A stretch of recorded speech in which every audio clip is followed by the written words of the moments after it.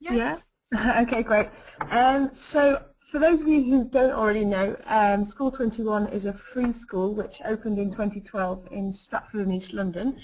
I'm actually qualified as a languages teacher, but I'm now working for a charity called the 21 Trust. So if we think of School 21 as being a pilot school for lots of different innovative approaches to education, then the 21 Trust aims to take what works well in the school and share this with other schools. So I'm not the school's expert practitioner on wellbeing, but if anyone does have any questions afterwards that I can't answer, then I can pass those on to the right person. So the school was set up 3 years ago with the values of humanity, integrity being integral to the school's composition. So there's a real focus on educating the whole child. There's also 6 attributes which kind of drive the school. And rather than lots of schools seem to have their values and attributes written on the website but don't actually do very much about them, we really try and weave all of these into the way that the school works, not just inside the classroom but outside the classroom. So I probably haven't got time to go through them in any detail, but I'll just list them off. So they're professionalism, craftsmanship, spark, grit, expertise and eloquence. And there's a particular focus on eloquence within the school through our oracy curriculum, so with a real focus on speaking skills, which we believe is intrinsically linked with well-being. So if a student is well, then they're able to communicate, and if they're able to communicate, then that really helps to enhance their well-being. So the school's got various structures in place to support well-being. There's a common language between staff and students. All of the teachers and the students have a real understanding of the different attributes. All the teachers are trained in these oracy techniques and they use them within their lessons. And there's also a coaching language. I'll move on to coaching in a second, which really helps teachers to be able to use questioning techniques and learn how to facilitate conversation rather than solely dictating it. There's also quite a focus on the distinctions in language, so making students aware of the differences, for example, between facts and opinions. And there's a belief that students can solve their own problems if they have the right guidance in order to do so. So this is why there's quite a focus on teacher training. So we've got coaching groups which are made up of 14 students and 1 coach, and they meet 4 times a week for 50 minutes. There's a considerable amount of time afforded to it. But that enables them to go more deeply into elements of well-being than they might be able to do in kind of the usual 10 minutes of tutor time, which many schools do have. So coaches use all sorts of different techniques, so Socratic seminars and Hartman's techniques, to encourage students to explore literature or kind of explore discussion points and relate these back to their own experiences and contexts. And it's mainly a way of being able to get students to have this kind of feeling of family almost within the school and feel confident and able to discuss any problems they've got. But as well as the coaching groups, there's also one-to-one coaching. So whereas many schools might have one-to-one coaching as kind of targeted interventions for vulnerable students, we believe that all students should have access to this.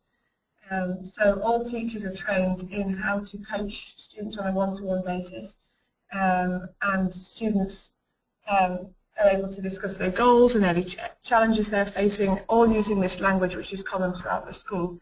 And then finally, one of the other structural elements which is in place to support wellbeing is assemblies that we have. So rather than having the teacher stood at the front, as we probably all remember, teacher stood at the front, everybody sat in rows. At School 21 you have usually the teacher stood in the middle and all the students are sat round in a circle. And this is often used for what we call character coaching. So students are asked to come up into the middle of the circle and take on roles of different characters. So for example, it might be the mother, the father, child of a family, and then act out different scenarios whilst they're being coached by the other students taking part in the assembly. So that works quite well as a hypothetical situation, so that students can put the ideas from coaching into practice. Yeah, so I mean there's lots and lots going on to support wellbeing at the school. I don't have time to go into everything, but that's a little flavour of what we're up to. Lovely. Thank you very much, Holly, for that. A little bit longer than 2 minutes, but I'm glad you did, because there was so much in that. Thank you so much. So next, if we could possibly hear from Fiona and Tom from Place to Be. Hello, Fiona, Tom. Yes, certainly. Thank you. So Place to Be is the largest. Can you hear me? Hello? Yeah. Yes, we can hear you. Oh, good. Yes, Place to Be is the largest national provider of school-based mental health services, and it's down on the slide is in-house counselling, but I want to talk about the range of services we provide in addition to the counselling we provide for students. So we've been around since 1994 when we started out of some mental health pilot projects in schools in Southwark, and we now have a national reach and are working with 246 primary and secondary schools across the country and providing direct access to our services to around 90,000 students a year. So Place to Be's model is underpinned by various philosophies about well-being and mental health support in school. I think the first one is early intervention, that we believe there's a huge amount of evidence that by getting specialist expert support where the students need it in an environment they trust early, a lot of mental health issues can be dealt with while they're still relatively minor and they're not reaching CAMS thresholds. The second thing that underpins our work is that we want to try and destigmatize the area of mental health as much as possible, and that's why we think it's absolutely critical to put that service inside the school and to have a very close partnership with schools so that it's something that becomes part of how schools work. And then the third pillar of our service is that while we're there to provide direct one-to-one support for students in the schools we work with, we're also we also spend a lot of time supporting the rest of the school community. And that might not be in therapy or counselling, but we think it's absolutely critical to support parents and to provide what we call parent partnership so they understand the work that we're doing. And in some schools we also offer one-to-one counselling for parents the schools choose to have. We think it's important to provide open access for all students so that targeted one-to-one interventions might be for students with the highest identified needs. At every break time we run drop-in sessions that the students can refer themselves to, which helps to destigmatize the idea of mental health and accessing support. And finally, staff, and this is a key area of our work in terms of providing consultancy and advice to staff in the area of mental health and well-being. And this can be in relatively formal channels. We like to sit on inclusion panels, vulnerable student review panels to be able to give our perspective and share information about the work we're doing. But also for individual staff to be able to consult and consult our trained clinicians on specific relationships that they're struggling with, might be having challenges with, and to understand how they can develop more positive relationships with them. Some of their students and themselves become more positive well-being role models. So in that way we're providing a range of tiered services in the schools that are embedded within the school and supporting well-being needs at different levels. Both those that might be very small, just a bust up with it in a relationship at break time, to some very complex child protection and vulnerable student issues that we may be working with individuals for over a year with. So that's a very brief snapshot of the range of our services. If Fiona's back, is there anything you'd add, Fiona? I'm not sure she's here right now. I think she was just called away, but hopefully she'll be with us very soon. My role at Place to Be is overseeing the development of our new relationships in secondary schools, which is a big area of growth for us. We're now working in 32 secondary schools across the country, and we're really looking to expand that work, and we have funding to support that. Fiona's role, she's the clinical director, so oversees all of the clinical work through all of the schools that we're working with, and she's going to lead on answering some of the questions. Okay, lovely. Thank you, Tom. Is Fiona there yet? Did you want to? I am. Yes, oh, you are. Okay. Do you want to add anything quickly, Fiona? Yes. Thanks, Tom, for that introduction. First of all, I want to say how fantastic it is to hear everything Holly was telling us about the coaching. I think that's a really outstanding way to go, and giving all students the opportunity to get that experience and to gain skills through that. It fits in really well with our approach working in schools, and why I think our system, our projects work well, because it's a whole school approach. And contrary to what I think a lot of people may think about counselling or therapy, it's not always just about talking through and trying to help children and young people with problems. It's about helping them develop skills, which I know coaching is about too, so that they are eventually able to, in most cases, support themselves and think through what they need to do or seek support. So that was really good to hear. So my role really is to drive the clinical work, and to do that, obviously, we keep abreast of everything that's going on, politically, and what's being developed, what's happening out in communities. As we're working increasingly in secondary schools, we're having to look at some of the presenting issues that we get in secondary schools, and ensure that our therapists are skilled, upskilled to support students who are presenting with things like self-harm, eating disorders, and various other presenting issues, which of course we're also getting in primary schools increasingly now. So yeah, my perspective on well-being is very much the earlier we get in there, the better, but it's never too late either, I always like to say. So by having a whole school approach, we like to develop an environment, or help the school develop an environment where it's part of what you do is seeking support when you need it. And while there's that whole development of emotional well-being and mental health, a lot of our role is actually helping students who are struggling with their well-being. So while the coaching is building them up and developing skills for the whole school and all the students, we are there to support students who are struggling and impacted by life challenges, broad range of life challenges, as you would all know. So my whole approach would be early intervention, but at any time it's also very helpful to step in. Lovely. Thank you so much, Fiona and Tom. That's really interesting. Okay, I think Jonathan may have had to just get off the line briefly. Is Jonathan there at all? No. Okay then. If we could perhaps go on to our fourth panellist and then come back to Jonathan when he's back on the line. Is Janet there at all? Yes, I'm here. Oh, hi Janet. Would you mind going next? Oh, that's fine. That's absolutely fine. Yeah? Thank you very much. Thanks, Janet. Okay, good. Yes, just really interesting to hear what everybody's doing, and so reassuring and exciting to think that this work is going on. So at Vision Works, we produce ready to pick up and use resources for teaching the skills of emotional well-being to everybody. So we use them as a whole school program, although of course they can be used with small groups as well. And so emotional well-being, character building, that's what they do in 20-minute activities, or again that's still variable. I'm one of the authors, and when we trialled our program over 5 years with my year group, this is what we saw. We saw the children, as we progressed through the years, become happier, they became more collaborative, they became more self-disciplined, and when they did their AS exams, they got the highest results that the school had ever seen. So it may be anecdotal, but it certainly for us proved that it worked. Our program and our approach was working. So we're now in over 500 schools.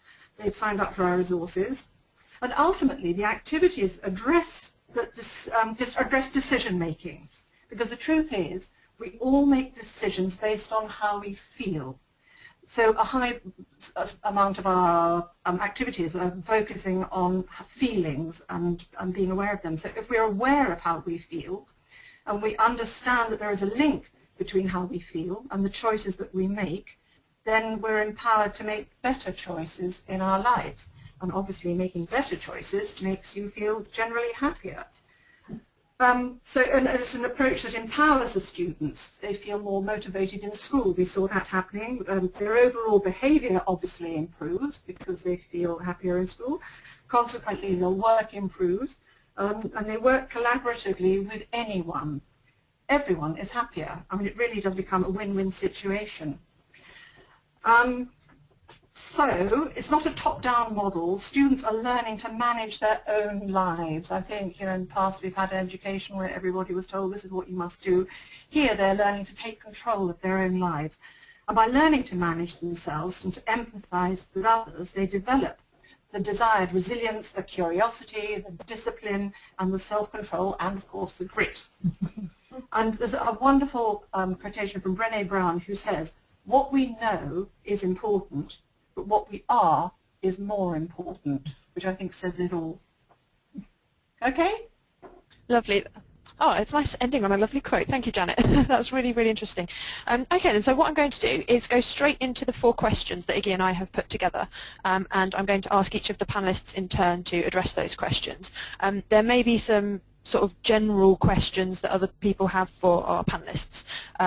I'd sort of ask that we leave those to the end because some of them might actually be answered through the main 4 questions. But we hopefully will have a bit of time to come back to just general questions afterwards. So, question number 1. What's the one intervention program or activity you have seen making the biggest difference to young people's well-being? And can I start off asking Holly first? Sorry, you're first before and you're first again. Holly, would you mind answering that first? Yeah, no problem. So I think from this school's perspective, the biggest impact has been with our oracy curriculum and culture which we've created in the school. So that's all around improving students' speaking skills, not solely public speaking skills, but the ability to be able to speak in any context, so with peers, with family, with, and then equally, yes, to be able to communicate on a larger scale. Because we found that really helps to develop their confidence and be able to express themselves. If they've got the language to be able to Sorry, Holly. Sorry to interrupt you. There's a little bit of a sort of echo in the background. I can hear some children moving between classes, but also there's a bit more of an echo than there was when you first started speaking. I don't know if you've changed anything about your mic setup. I don't think so. I just pressed unmute. Is that any better? Okay. Well, you're clear now, so let's carry on and hopefully. I've got my head really close to the computer now, so hopefully that might help. I think that's the. Is that any better? Perfect. Yeah, it's much better when your head is closer to the. Yeah, there might well be children shouting because it's the end of school. They're all leaving. Inevitable, unfortunately. Thank you.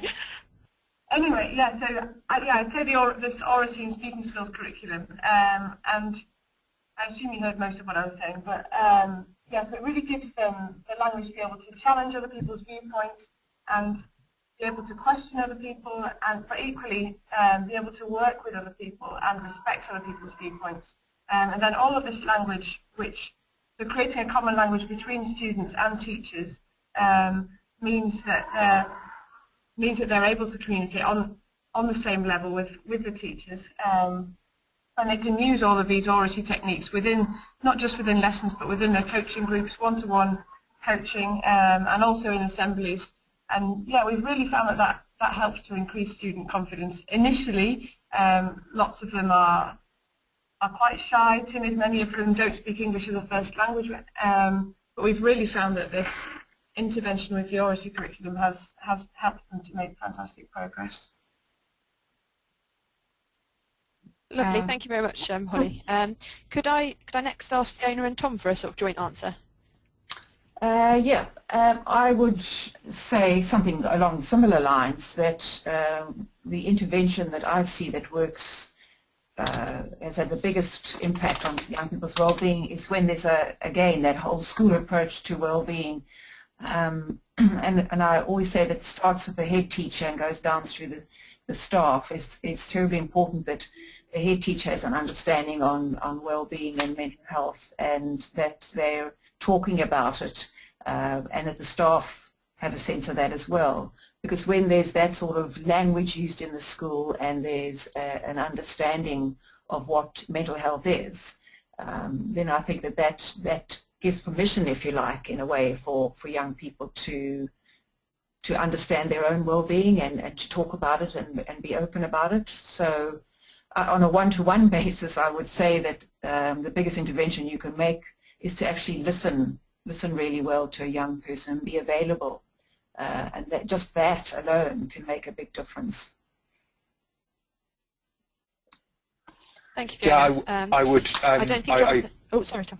I would agree with what Fiona said, and I think all of our one-to-one interventions are very important. But an area that we're seeing we're doing some pilots and seeing real development in the moment is our support of staff in schools. And in several of our schools, we're trialling sessions where we call it Place to Think, where staff bring case studies about relationships they find challenging, and they actually start to think about why they find them challenging beyond what might be poor behaviour, and to think about actually what in their own lives means that they might be predisposed to having a challenging relationship with an individual, and to try and unpack some of that and have the space to do so with a qualified clinician supporting them has been in some of those schools incredibly powerful, and they've seen huge value from that in terms of the skills their staff have to support wellbeing in the school. Thanks, Fiona and Tom. Janet, could you go next, please? Yes, thank you. Yeah, I think the kids actually really love learning about this kind of thing and talking about themselves and thinking about what makes them tick. So there are an awful lot of them that I could choose from. One that springs to mind is in one lesson we talk about the fact that anger is a cover emotion. Now, anger was something that as a head of year I had to deal with quite a lot. When in my lunch hours there would be somebody, two people brought to me because they'd been fighting on the playground or whatever, and you would spend ages saying who said what to who and how any witnesses, and it was a nightmare. Once we started to teach them about anger being a cover emotion, it had a common language. Are you there? Oh, we lost you very briefly. It sounded like you stepped into a storm and stepped. Oh, you were in the storm too. So, where did I leave you? I think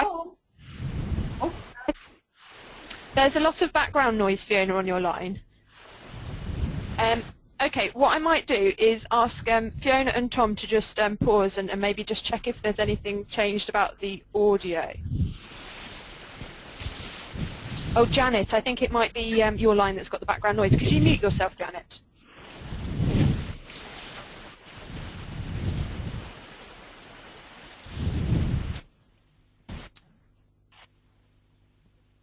Oh, Jonathan, so right. Jonathan, when you mute yourself, it seems to go quieter. Okay, Fiona, would you like to continue where you were? Janet? No, it wasn't me, it was... Here I go, yes? Okay, so... Janet. Hello? Is Janet talking? And, can you hear me? Sorry, Janet, I'm confusing myself. That's okay, as long as you can hear me. So shout if you can't. No, that doesn't make sense. Anyway, so anger is a cover emotion. So we learned that in lessons, and then I would have to say to, and let's be honest, it was usually boys, although sometimes girls, and you would have these really angry little boys brought into my office, and they would be terribly upset and furious. And so then straight away I would say, do you remember what we learned, that anger is a cover emotion? And they would say yes. And then I would say to one, so what is the feeling beneath the anger? And as soon as they looked at the feeling beneath the anger, the whole situation changed. And invariably, one of them was feeling left out, or one of them thought he was having a laugh, and suddenly the discussion shifted. And as soon as they heard how each other was feeling truly beneath the anger, I mean, I'm not saying anger isn't an emotion, but looking at the feeling beneath the anger was the one that really mattered. And it meant that those sort of situations were dealt with in minutes. And usually they were shaking hands and apologizing and wandering happily out of my office together. So that was a very dynamic shift and change. Anger is a cover emotion. Thank you. Did you hear me? Thank you, Janet, and sorry for confusing you with Fiona. That's definitely something that I can identify with. I did a few years in an ex-mining town as a maths teacher, and I think the anger emotion was, yeah, as you say, is really key to understand as a teacher. We've now been joined by Jonathan. I think his line may have been partly responsible for the storm that we all just experienced. So Jonathan is from Cayman College, Whitby. I think that's how you pronounce it. Previously Whitby Community College.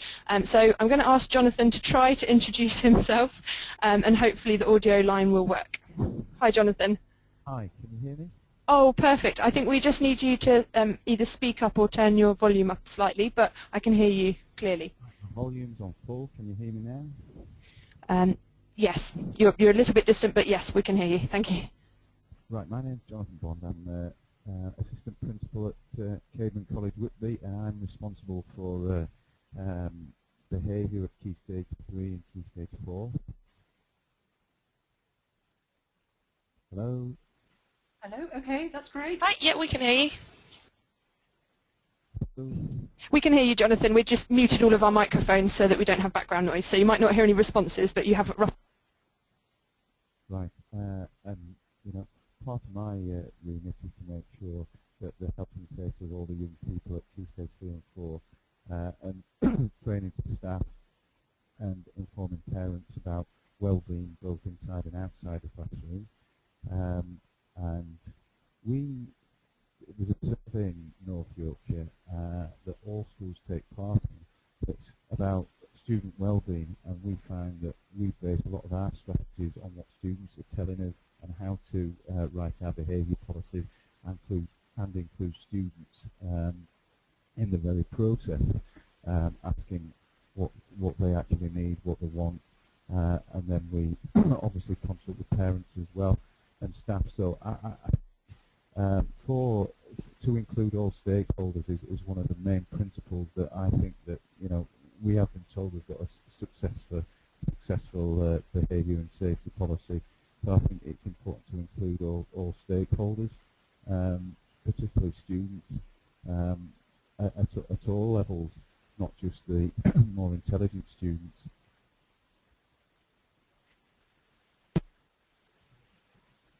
Lovely. Thank you very much, Jonathan. I think so that we get through a few more questions, I'll probably move on to the second question, which I'm again going to put to all of our panellists. So, when a young person's well-being suffers, are the parents to blame? So a little bit of a controversial one, are the parents to blame? Could I ask Fiona and Tom to start this time? That's right. 2 minutes maximum, please, so that we could get through all our questions. Thank you. Sure. Tom, are you going to want to say something? Because then I'll cut my answer down. Okay, I'll start. So, no is the answer, because there's so many other factors that impact on children's and young people's well-being. I imagine that, or I know that sometimes there are situations going on with parents that lead to young people really struggling and their well-being being impacted. But I'm very hesitant to go into a blame frame that parents are to blame, because we know from the survey we've done recently that 30% of parents would be embarrassed if their child wanted to attend counselling, and I think that part of that is that they are fearful that their parenting skills will be put under the spotlight, or what's going on in their homes will be revealed. So while I think that certainly it is related, often, it's hard to say how often, to parenting and what's going on in the home, it's not the parents' fault.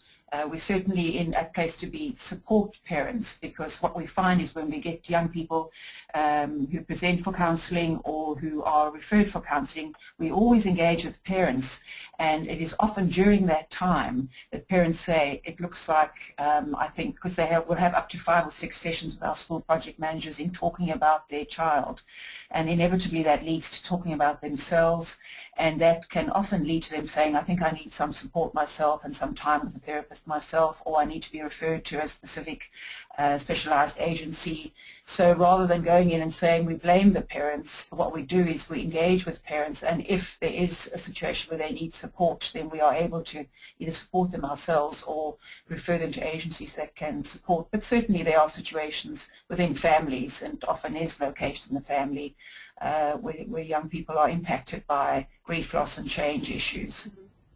Yes, thank you. That's a really good point. Thank you for that. Jonathan, could I ask you to answer that question next? Are the parents to blame? Parents have got to take some responsibility, obviously, for their son daughters, but I think you can't lay the blame solely at the door of the parents. Possibly 5 years, even 10 years into my career, I would say definitely not. But early on in my teaching career, I would have said, or should I say my career in behaviour management, head of the year roles, those type of jobs that I've done previously, I would have asked to lay the blame firmly at the door of the parents. But as you develop as a person and your skills and strategies,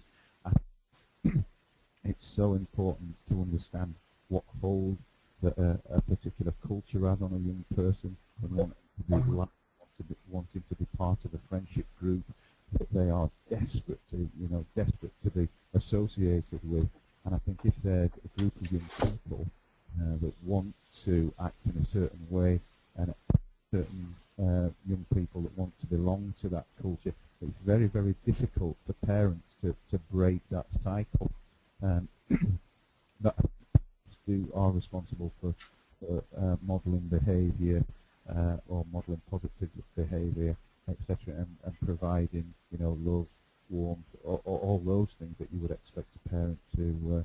And if a parent isn't providing them, then, you know, for whatever reason, whether obviously the parent is experiencing difficulties in his or her own life, I think obviously that would impact on the young person. But I firmly believe that it tends to be a culture that the young people get into that they find it very difficult to get out of. Lovely. Thank you very much, Jonathan, for that perspective. Janet, could I ask you to... Actually, it's Sue. I'm Janet's colleague, and I'm here as well, listening. So is that okay if I respond? I'll mute myself. Yes, of course. Okay, yeah. Only to say that, yeah, I think I agree that blaming anyone doesn't help, because what we're looking for is a different outcome rather than going backwards. How can we move forwards, whatever's going on? And it's true that parents, of course, are a factor in anyone's life, you know, however old you are. It's an important factor. But it's also that message that no matter what is going on, whether it's at school, whether it's at home, we could think about making a different choice and having a different response, and that is in our power. If we can get that message across, then we can move forward. Lovely, thank you. Okay then, so finally, Holly, would you be able to answer that question? Yeah, so it's good to hear what everyone else has got to say. I probably just want to reiterate what's been said, but also I do think that it's really important, if we're going to have different wellbeing programs and interventions in schools, that the parents are made aware of what's going on at school, because young people spend most of their waking hours at school, and if they then return to an environment in which, so returning home to an environment in which they're not supported, then that's almost, well, it's detrimental to their well-being, and it's not reinforcing at all the good work which is going on in schools. So I think that it's really important to have more collaboration between schools and the home, so that can reinforce the programs and support which is offered to students at school. So no, you can't. I don't think you can blame the parents, but because there's a whole host of factors which can contribute to a young person's well-being or lack of it. But yeah, definitely improving collaboration between home and school. Thank you, Holly. There's some really interesting answers there. So moving on to the third question, to what extent do you think student well-being is the remit of teachers rather than other professionals? And if I could first of all go to Jonathan, please. I don't think we can solely rely the remit of teachers. I think it's everybody in that young person's life to safeguard student well-being. You know, obviously parents have got a responsibility, teachers have got a responsibility, and other professionals that work with young people. But I do think, you know, as we move forward, and there are, you know, well documented, and the cases that make the media are often extreme cases. I do think as teachers there is possibly a training issue where we can prepare ourselves better as a profession to, you know, look out for the signs where a young person is feeling particularly anxious or stressed about a situation, and you know that might manifest itself, and there'll be deep-rooted serious problems that, you know, could be spotted earlier. So I do think we should look at ourselves and see what CPD could we offer, you know, colleagues and teachers in our schools to make us, you know, a profession that's better equipped to deal with the issue of well-being, you know, inside the classroom.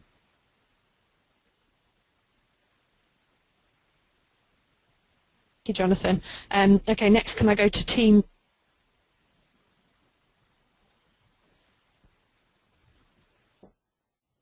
didn't hear that. Was that team? Oh, sorry. I must have muted. I've been too enthusiastic with the meeting. Janet and Sue, sorry. Would you mind going next? Yes, no, that's absolutely fine. When I first started trialling our program with my year group, I had 8 tutors, 2 of whom refused to trial it, which was fine. I didn't push it. They were doing us a favour by trialling it.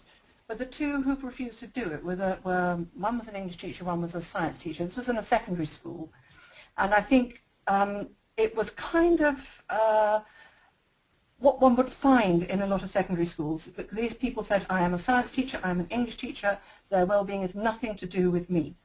Interestingly, after about 6 months of them going their way and the others all trying out the program, the kids in there and the other their tutor groups were saying, oh, we want to do what the others are doing. And eventually they did do it and they really liked it and got on with it.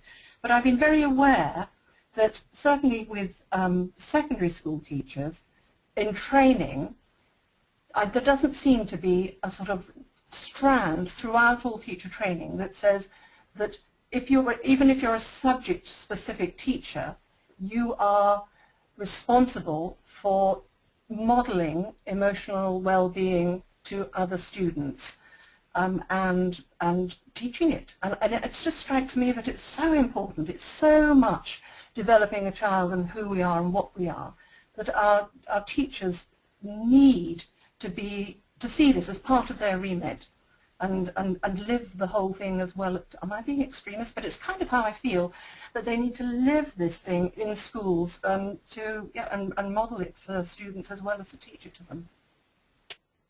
Do you think that might be because the teachers see it as extra workload, or that they're not sort of qualified or experienced enough to go into that sort of remit? Yeah, that's a really good point. I think that's probably it. They're frightened, and they're not trained.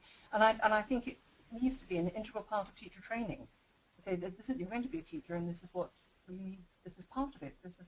And also, as was it Jonathan who said something about CPD? I think CPD is something that this could so well be a part of professional development for all teachers. Yeah, because in a way our job has changed. Somehow it has been different since I started teaching, that we are expected to be more involved in student well-being, that it is part of our remit now more than it used to be.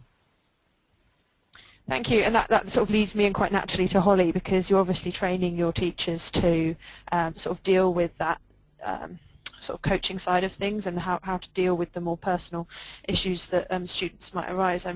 I wonder, from my experience of teaching, it is quite exhausting sometimes going down that path and not just being a subject teacher. So how do you find that process? No, I definitely agree with everything everyone's just been saying, and it's especially the fact that so many schools seem to think, and teachers seem to think, that they are just there to teach the subject and not have any responsibility as such for the well-being of their students. They might perhaps, you have a teacher who's a form tutor, they might therefore be responsible for the student's well-being. But for example, a science teacher who sees their student a few times a week might not take any responsibility for that. But I think that in all lessons, all teachers should be accountable for the student's well-being, and in order to be able to do that, they need training. They need to be aware of how to deal with difficult situations with students, how to support them, and equally how to signpost students. So how to be aware of how you go about being aware of any problems which students have, and any deeper problems which might benefit from expert intervention.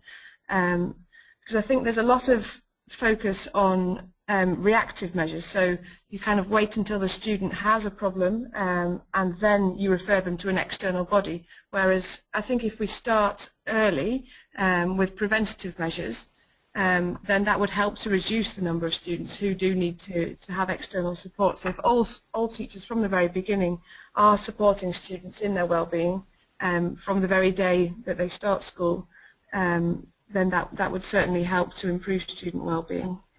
Yeah. Thank you, Holly. That definitely made a lot of sense to me as well. So now if I could go to Fiona and Tom finally.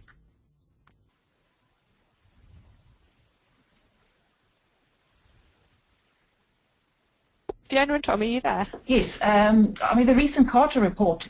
Yes, can you hear me now? Yes. Yeah. I can, yes.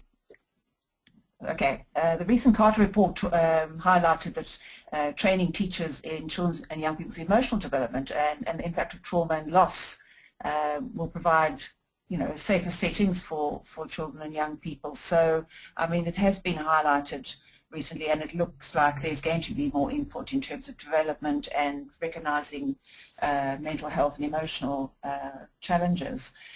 What we find with our projects in schools is that it's really important that teachers themselves get support, because it's very difficult for young people, for them to support young people who are struggling with their well-being if they're not getting support. And we know that teaching is a very stressful profession, and increasing demands on teachers, including being aware of children's emotional well-being, mean that they're difficult roles to hold.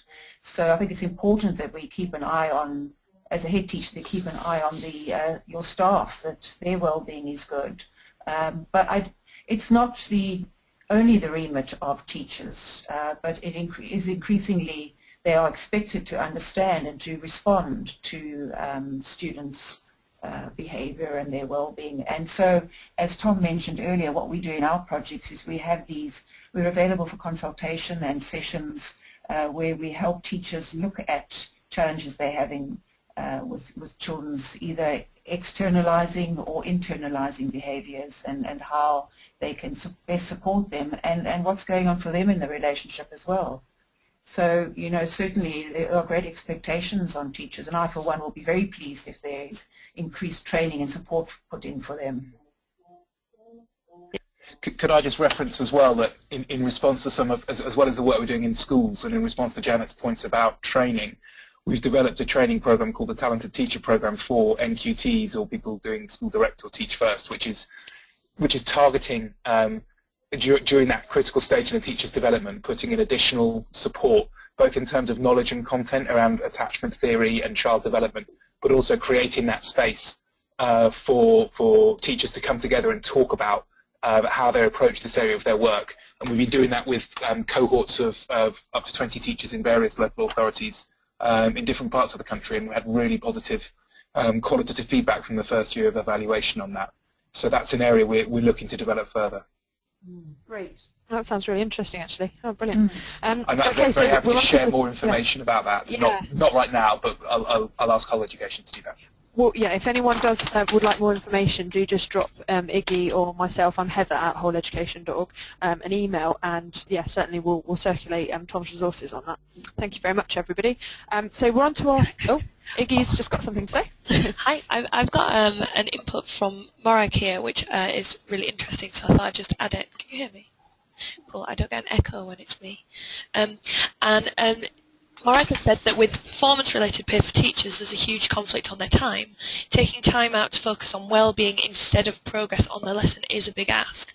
So there needs to be a response from government that this is a priority. Progress is dependent on well-being, and I think that actually quite neatly goes on to our next question. I think it's a really good point that when teachers are being hesitant and saying, no, we don't want to do this, and we've definitely seen that time after time, it often isn't because they don't care about student well-being, it's often because they do have other pressures, and government needs to be involved, I think. Yeah, so that does lead into our next question. We're starting to think about the pressures placed on teachers, not just at a national level through government policy, but also within school level. Those of you that have worked in several different schools, I'm sure will know that different schools have their own policies that can be quite restricting or sort of liberating to teachers in this sort of field.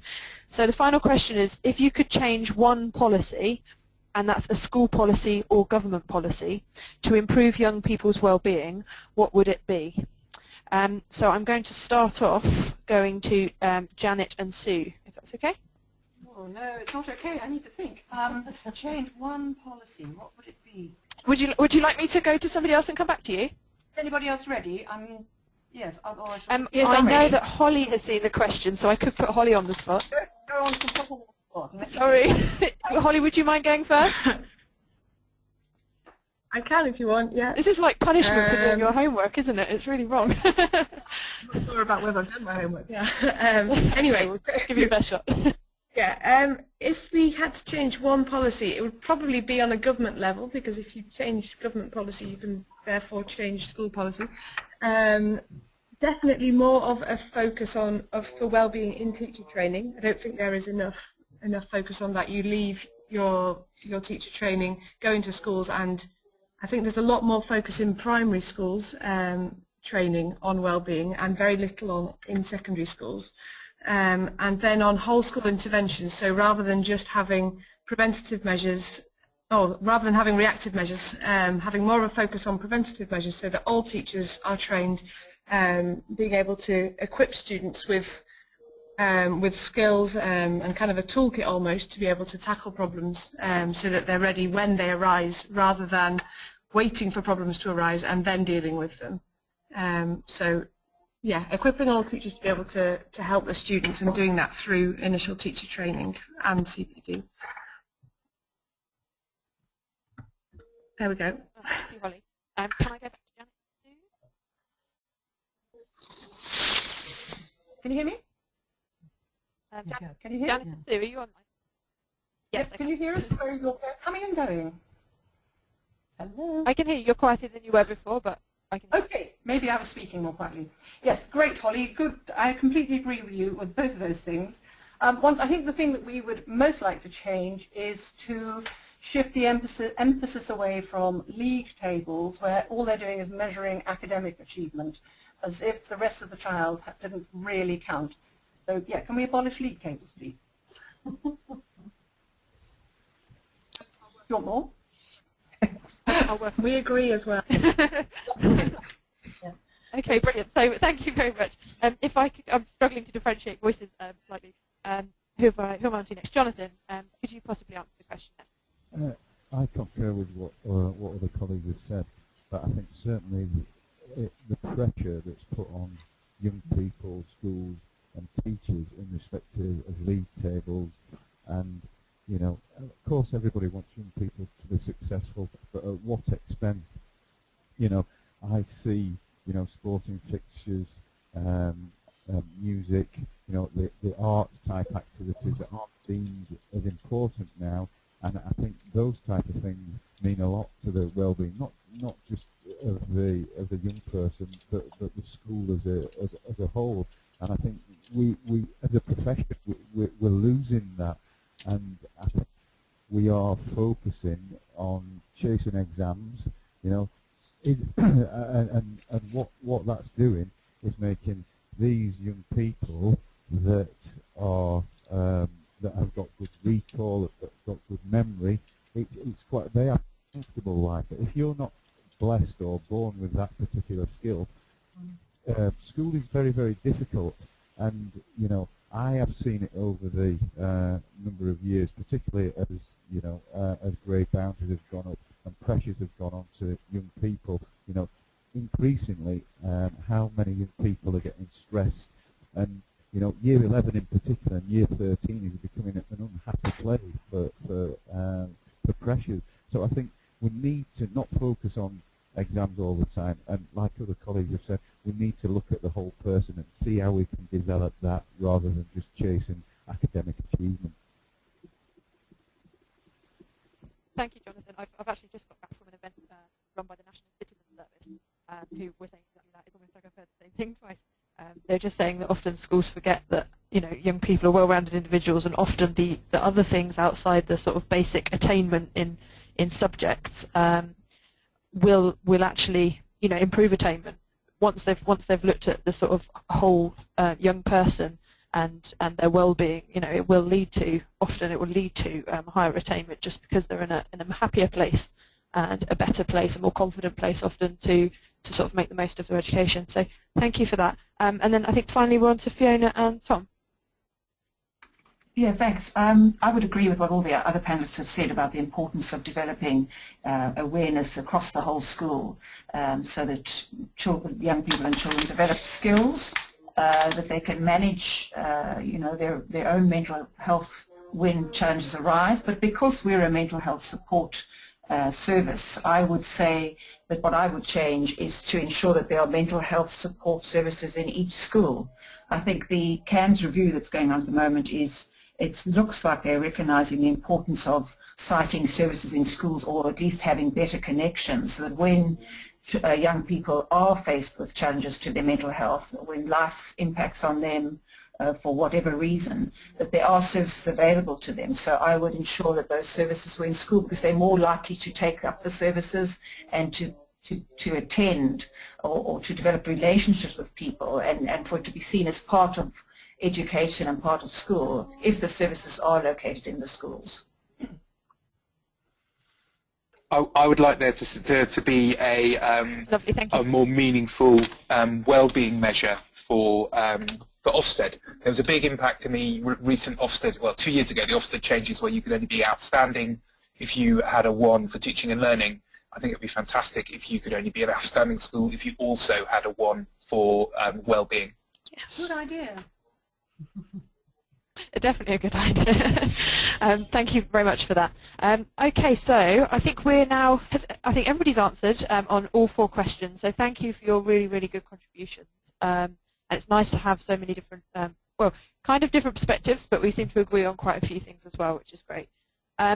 I'm now going to sort of open up the line to questions. I know that we do have people from Franklin Scholars, Make Waves, and also several schools, so Bernard Lovell School, Parkview, and Rawlins. So if anybody who has a question to any of our panelists would like to voice it, please speak now.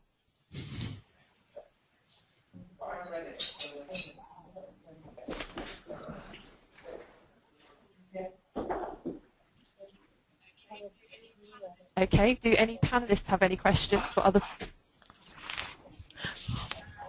Oh, I've got a question written down. So from Ollie, what role can students play in supporting their own and each other's well-being?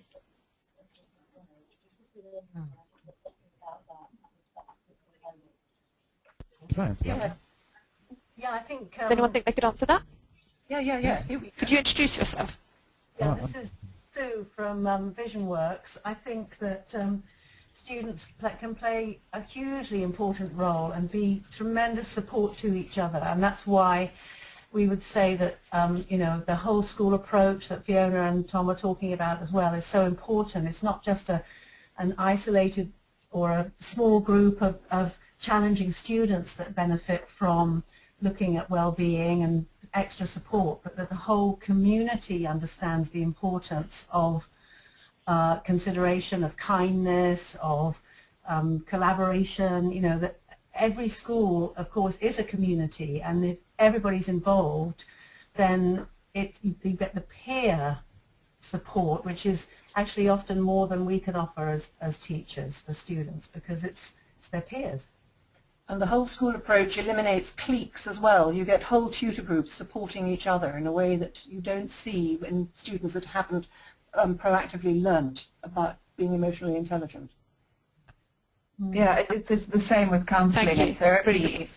If there are young people that are connected to therapists or seeking support, then that is probably a far better advertisement or way to get more and more young people involved than, you know, if you try to do it as an adult. You want the promotion and the acceptance by young people and promoting it to their peers.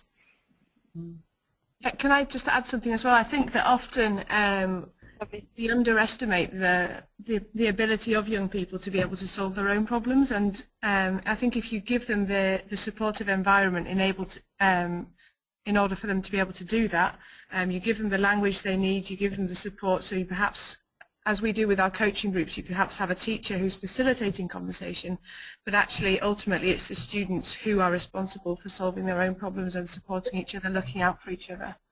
Can I come in there? Thank you.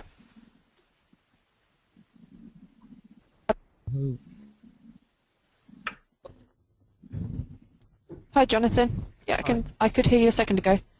All right, I can come in there. I've been part of 2 schools now that have developed a house system whereby the tutor groups will have students from year 7 right the way through to year 11, and it's incredible how the dynamics of the group change, how they support each other, how a community goes just by having the different age groups in one particular form group so they can help and support each other. You know, the year 7 students get a feel what it's like to be in year 11, you know, when they're going through exam period. So it's like, you know, the year 11s model the behaviour that you would expect. So all those kind of, you know, positives that go on from one year to the next are supported in a group. I wonder what other panelists feel about the house system.